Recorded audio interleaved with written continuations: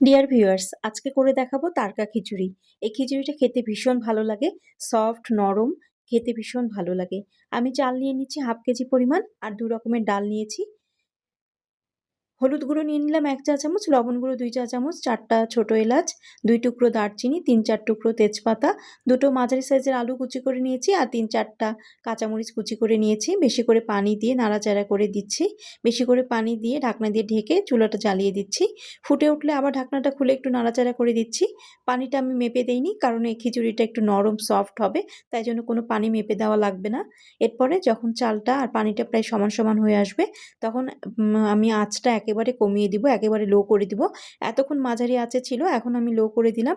এদিকে একটা তড়কা রেডি করে নিচ্ছি। আদা কুচি, রসুন কুচি নিচ্ছি 1 চা চামচ করে, পেঁয়াজ 3-4 চামচ কুচি আর 3-4টা কাঁচামরিচ টুকরো করে নিয়েছি। এগুলো খুব ভালো করে ঘিয়ের মধ্যে ভেজে নিলাম। ভেজে নিয়ে এই তড়কাটা দিয়ে দিলাম খিচুড়ির মধ্যে এবং খিচুড়িটা উপর নিচ করে নাড়াচাড়া করে দিচ্ছি।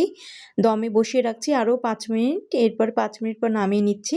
দেখেন একটা সফট নরম খিচুড়ি রেডি হয়ে গেল। এটা ভাজা ডিমের সাথে খুবই ভালো লাগে, আবার মাংসের সাথেও খুব ভালো লাগে। আশা করছি আজকে আপনাদের এই রেসিপিটা ভালো লাগলো।